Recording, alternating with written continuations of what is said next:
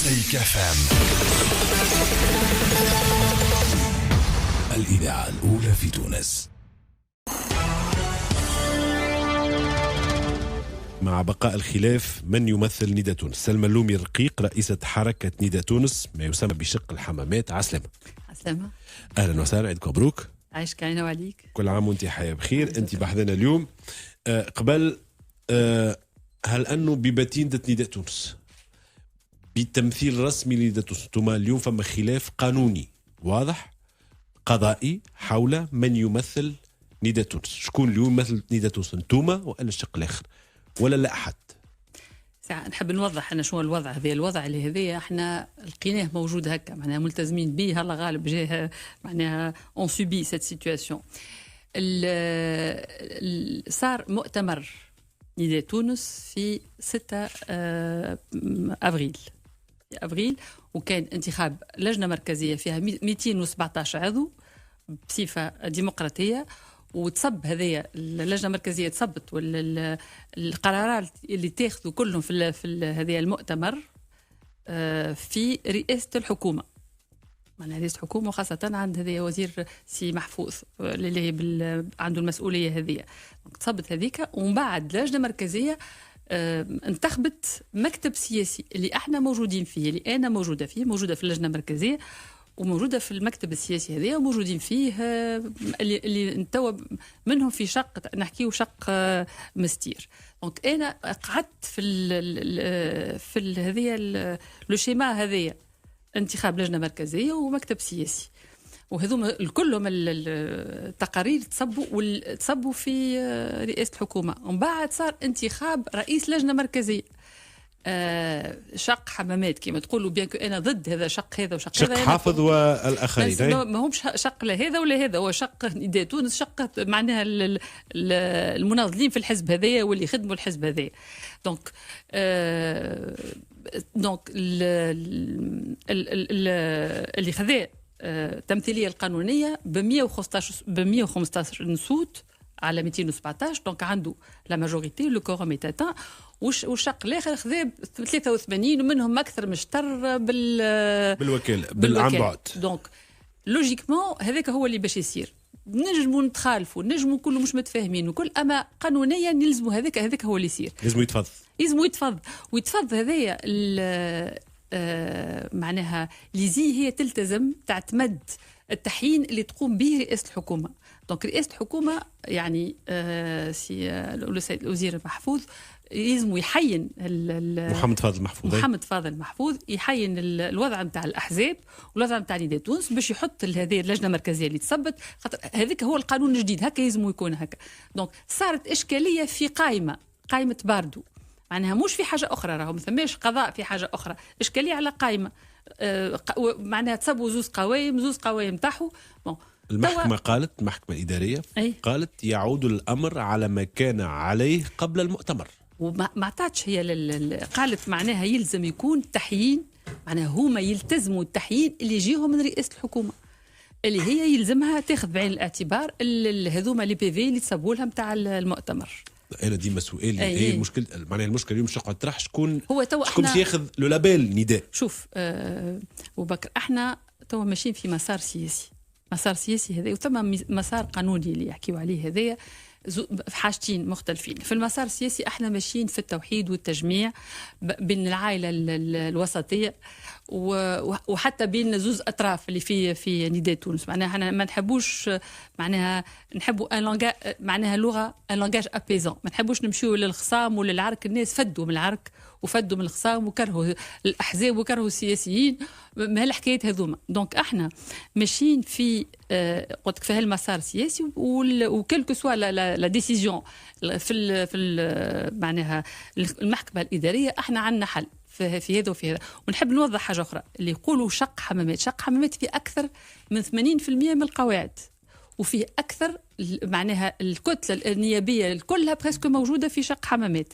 يعني توا بالتحالف اللي عملناه مع مشروع تونس ولات هي الكتلة الثانية، الكتلة خاطر مع توحد مع توحد هذه اللي صار ما بيناتنا باش تولي هذه الكتلة الثانية بعد النهضة.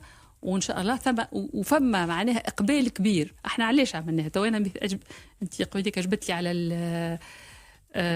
الاستقاله من رئاسه الجمهوريه قبل لونتين.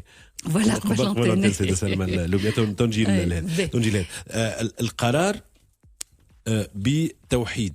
نعرف انه مثلا تخرج كلام على سلمى اللومي انها قد تلتحق بحزب اخر، هاي ماشيه للبديل هاو الى كذا، ثم جاء. هل فكرت في هذا الساعه؟ جاوبني نعم ام لا. لا انا من نهار الاولاني دخلنا في مفاوضات مع الاحزاب الكل، مع البديل، مش كأنا كشخص سلمى اللومي ولا معناها كحزب، معناها خاطر احنا قراب لبعضنا، معناها البديل ونداء تونس والمشروع وحتى تحيا تونس كلهم قراب. كي تجي تشوف انت تلقاهم كلهم الاكثريه اصلا من نداء تونس. نداء تونس تقسم طروف. احنا نحبوا نرجعوا العائله هذيك، وحتى اللي قراب لنا اللي نحن يتجمعوا مع نحن. وشويه النكران ذات خاطر تو هذه الزعامات كلهم زعامات معزوله، والناس كل عندهم حل لتونس. احنا ماذا بينا الناس كل معناها نحطوا تونس فوق الجميع. ما يبدو لي شعاركم ولا المحرك نتاعكم جاء الموتيفاسيون بتاع التوحيد هذه الكل جات من الخوف، والخوف يجري يجوف سياسيا. اليوم دونك فما ظواهر قاعدة تصعد، والأحزاب المنظمة والمتخاصمة وكذا قاعدة توخر في الترتيب أو في صبر الآراء. قطع النظر على صحيح صبر الآراء موجهة مش موجهة، هناك معطيات اليوم موجودة عنا سيدة سلمى اللومي. دونك المحرك متاعكم هو الخوف اليوم. صحيح، خوف على بلادنا زع اول حاجه، خاطر تو نشوفوا ثم مشكله حوكمه في تونس، ان بروبليم دو غوفرنانس ريال. كي تشوف انت في مجلس نواب الشعب عدد الكتل واللي متخالفين واللي مع بعضهم واللي مش متفاهمين، ونشوفوا المستقبل في 2020 بالاحزاب اللي موجوده، اللي الاحزاب الكل اللي عنده 5% واللي عنده 6%، كل واحد باش يجيب 10 نواب 6 نواب 20 نائب 15 نائب 13 نائب، حتى ممكن ما نجموش حتى نكونوا حكومه. كيفاش نجموا احنا نقوموا بالاصلاحات اللي بلادنا حاجتها بهم توا؟ لو كان ما نتجمعوش معناها ما تكونش معناها اون ماجوريتي امبورطونت اللي تنجم توزن في الساحه السياسيه وتنجم تغير هالمود دو غوفرنانس هذا. دونك هذه هو النقطة الكبيرة، معناها في عاود نبداو كل واحد 5 وكل واحد عنده رئيس جمهورية معناها كانديدا بتاعه، هات نلموا بعضنا احنا. اتفقتوا انكم تكون عندكم مرشح موحد. هذه هو لو ديسكور نتاعنا، هو هذايا اللي احنا معناها الديسكور نتاع باش نجمعوا ويزينا من هذه المشاكل والخصام والعرك اللي تو خاطر يقولوا تو التوانسه كرهوا السياسيين وكرهوا السياسة وكرهوا السياسيين صحيح، خاطر ما نشوفوا كان في البلاتو العرك والشتم اما السياسه مش صحيح ما كرهوهاش. كيف تشوف انت عدد التوانسه اللي مشاو سجلوا باش يمشوا للانتخابات معناها 1,400,000 جو كوا، ما عنديش رقم نهائي يعني فاتوا 1,200,000 فاتوا معناها، والاكثريه شباب ونساء اللي مشاو. سافودير اللي هما مهتمين بمسار بلادهم. اللي اتفقتوا فيه سيدة سلمى اللومي رئيسة حركة نداء تونس، شق من المنافس لشق حافظ قايد السبسي، مش منافسين. التقدم بمرشح واحد للرئاسيه، تاسيس كتله نيابيه واحده دونك اللي اتفقتوا فيه مع حزب المشروع، تشكيل هيئه عليا للمتابعه متكونه من رؤساء الاحزاب، تركيز مجلس امناء يضم 14 عضو، تركيز تنسيقيات جهويه التي لا تكون الاحزاب ممثله فيها، تركيز فريق من الكفاءات من احزاب وكفاءات اخرى يختارها مجلس الامناء تكون بمثابه حكومه تداول ولا حكومة ظل، معناها حكومة ظل معناها وكانوا تحب تقولوا لو عندنا حكومة جاهزة. هذا باهي. دونك قيادة تشريك المنظمات الشبابية للحزبين لتحديد مسار توحيدي وفي اختيار مترشحين وإنجاح الحملة الانتخابية. يبقى الائتلاف مفتوح على من يتقاسم معنا نفس القيم والمبادئ. في النتيجة في النهاية أن هناك توحيد في مشروع ما يسمى بالفكرة المطروحة النداء التاريخي. ولا بون هو خاطر موجودين فيه زوز مؤسسين من الحزب، دونك محسن مرزوق ونحن كنا موجودين في ال11 المؤسسين الاولين في الحزب. احنا ماذا بينا الناس كل يلتحقوا بالمشروع هذا، على خاطر ما ينجمش حتى واحد وحده يكون باش نجموا معناها pour renverser les vapeurs on est obligé de rassembler tout le monde باش تغيروا اتجاه الريح، معناها اتجاه الريح. لازم تلموا الناس كل. وين سعيد العايدي من هذا؟ وين تحيا تونس مثلا من هذا اللي يتحالف مع حزب المبادرة؟ خلينا نحكيو على الأقل على شقوق النداء. ولا المنشقين على النداء، وين هذوما من هذا؟ هو توا من اللي اعلنا احنا على هالبرنامج هذايا شخصيات عديد من الشخصيات الوطنيه اتصلوا بنا يحبوا يجيوا معنا، ورجعت لهم الثقه. في توا نداء تونس في كل تراب الجمهوريه موجود، معناها التنسيقيات اللي كانوا تحسهم هكا كانوا راقدين وكل ويسالوا فينا فين ماشيين، اش باش نعملوا، شنو البرنامج فينا. دونك كلهم راجع لهم اللي معناها المعنويات نتاعهم، يقول لك احنا ماذا بينا نرجعوا، ماذا بينا الناس الكل مع بعضهم. دونك ثم اللي عبروا على معناها كيما تو اللي يحبوا يصلحوا يحبوا يرجعوا، كيما ابو جمع عرميلي، كيما عديد من المؤسسين هذوما اللي كانوا موجودين معنا من الاول، كيما ثم معناها كيما محمود بن رمضان هذاك اللي موجود في مبادره اخرى، موجود في مبادره قادرون. اي وتوا كلنا قاعدين نحكيو مع بعضنا. هو دخل في مشروع اخر، اما كلهم تحالف اخر كلهم هما يحبوا معناها يقول لك ثم حاجه كبيره ندخلوا فيها كل مع بعضنا، نحبوا فيها كفاءات ونحبوا فيها حلول اللي هما ينجموا يكونوا عندهم وزنهم في المرحله هذه الجايه. المعركة باش تقعد معركة من هو ممثل نتاع الجبهة هذه أو المترشح للرئاسة، هذيك المعركة الكبرى. هل اتفقتوا على؟ لا، ما زلنا ما عندنا حتى اتفاق، وما عندناش احنا تفاهمنا قلنا شوية نكران ذات. مازلنا معناها هذا المشروع مازال مازال الناس اخرين باش يلتحقوا بينا. احنا قلت لك من النهار الاولاني من اللي خرجت من رئاسة الجمهورية وانا باتصال بعديد من الاحزاب، وخاصه من الاحزاب اللي هما قرب لنا واللي عندهم وزنهم كما قلت لك كما البديل، وحتى تحيا تونس كيف معنا عديد من الاجتماعات معاهم. مازالت صايره اجتماعات معناها باتصال، احنا ماناش باتصال بالاخوان وما عندناش حتى مشكله. سيده سلمى اللومي ضيفتنا في ميدي شو. هل سلمى اللومي اسمها مطروح مثلا أن تكون هي مرشحة هذا التحالف الكبير للرئاسة؟ هل سلمى اللومي تفكر في هذا؟ لا، في الوقت الحاضر باني نفكر في هذا الشيء. تو ثم يجي 20 مرشح للرئاسة احنا ثم أكثر هذوما اللي عندهم حظوظ معناها ينجموا ياخذوا معناها أنت عندك حظوظ عليه؟ أنا ما قدمتش روحي. اي انا عندك حظوظ، ماكش موجوده في سب الاراء لانه ما تحطش في سب الاراء. ما يكون عندك حظوظ، تجربتك في وزاره السياحه كانت ناجحه، امراه محترمه، ما فماش علاش باش تكونش عندك حظوظ معناها. سلمى اللومي دونك الامر لا تفكر في اليوم، لا تفكر في الترشح للرئاسه، لا تفكر في الترشح للرئاسه. شكون تراه المرشح الطبيعي للرئاسه ولا المرشح الأفضل للرئاسة بين من ومن؟ هل عندك أسماء في ذهنك؟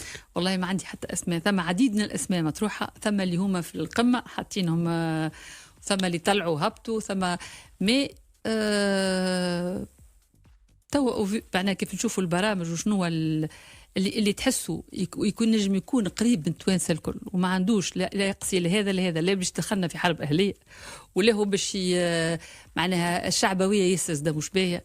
احنا حاجتنا في المرحله الجايه الناس اللي باش يبنيوا دي باتيسور، مش الناس اللي يتكلموا معناها ثم لي ديسكور بوليتيك شبعنا بهم معناها بالعواطف وبكذا اي فوالا. دونك احنا لي ديسكور بوليتيك هذوك هما فوالا، ثم هذاك بكثره ولا عندنا في لي بلاتو الناس كل عندهم معناها افكار ولا فماش افكار الحق، هو كلام ثماش افكار، كله كلام. وشفناهم على ارض الواقع شنو اللي نجموا عملوا، ثم ناس شنو اللي دو كوا يزون معناها يسون كابابل دو فير. كلام راسيونيل هذا كلام عقلاني. إيوه. كلام مهم، انا يعجبني، البعض من التوانسه يعجبهم، فما توانسه اخرين يغريهم خطاب اخر. يمكن راهو مثلا نبيل القروي وجمعيه نتاعو خليل تونس ولا حزب نبيل القروي ستصدر صبر اراء وقاعده تصدر، وحتى صبر اراء لا ينشر، ترى انه متقدم في صبر الاراء وبفارق على الاقل اليوم في نوايا التصويت فارق عريض. هل تعتبروا انه هذا خصم صديق او خصم عدو؟ تو أنا يظهر لي هذايا يجبرنا باش نسمعوا نكونوا معناها نصنتوا النبض تونس العميقة. شنو ما مشاكل التوانسة اللي هو نبيل القروي قام بعمل اجتماعي كبير، معناها مدة هو كان عنده مشاكل كبار، وكان معناها بتلقائية نفسه مشى للجهات وفيها في وقت هو من ديسمبر يظهر لي من ديسمبر 2018 بدا يطلع في صبر الآراء من غير ما كان يعمل في السياسة. معناها كيف شافوه عنده معناها الشعبية متاعه طلعت، فوالا دونك احنا هذايا سابروف اللي ثم امالاز، ثم مشكله في المجتمع التونسي اللي احنا ماناش واعيين به، وزمنا اللي هما ولاو اختاروا بصفه معناها صبر اراء عنده معناها ان بورسنتاج كبير ياسر، بعيد ياسر على الناس الكل، عنده فوق 30% معناها حظوظه في النجاح. دونك هذايا سابروف كيل يا مالاز كي ان بروبليم او نيفو دو. قلت انا الخوف، سؤالي كان على الخوف، قلت خايفين على تونس، خايفين على تونس من هذه الظواهر مثلا. وثم ظواهر اخرى زاد، مش كان الظاهره هذه، ثم ظواهر اخرى تخوف زاد معناها الناس اللي تعمل في الشعبويه واللي يستعملوا انا عدو هذاك دونك يجاو يصوتوا لي ما تعمل حتى عبير موسي هذه ما نسميش انا، خلينا نسمي انا، خلينا نفهمك خاطر لازم الناس اللي يسمعوا فينا يفهموا، خاطر يظهر لي الوضوح باهي في السياسه، الوضوح باهي والاسماء باهيه في السياسه. اليوم انتم هذوما خصوم سياسيين، ما لهم اعداء، لهم خصوم، ما واحد يسميهم. أنا في الوقت الحاضر ما عندي خصوم مع حتى جوست عنا هذه المشروع متاعنا اللي ماشيين فيه، نحبوا نجمعوا العائلة الوسطية، نحبوا نخدموا بلادنا. تونس فوق الكل راهي معناها مش معقول اللي معناها حسابات ضيقة، الناس الكل يخم على روحه، ويخم خايب روحه، هو اللي باش يوصل، هو اللي باش يوصل البلاد للحل، وما ثم موش صحيح. دونك احنا هذه التمشي. نبيل القروي صديق، هو كشخص صديق نبيل القروي نعرفه، خاطر من قبل كان معنا في نداء تونس. نبيل القروي كان موجود معنا في نداء تونس. تو انا مانيش باش معناها ما ناخذش مسؤوليه باش جوج نبيل القروي ولا غيره، ماهيش هذا سني با لوبجي دو سيت انترفيو. بون انت الناس اللي نحبوا انت جاوب كيف تحب. فوالا سلمى اللومي ضيفتنا في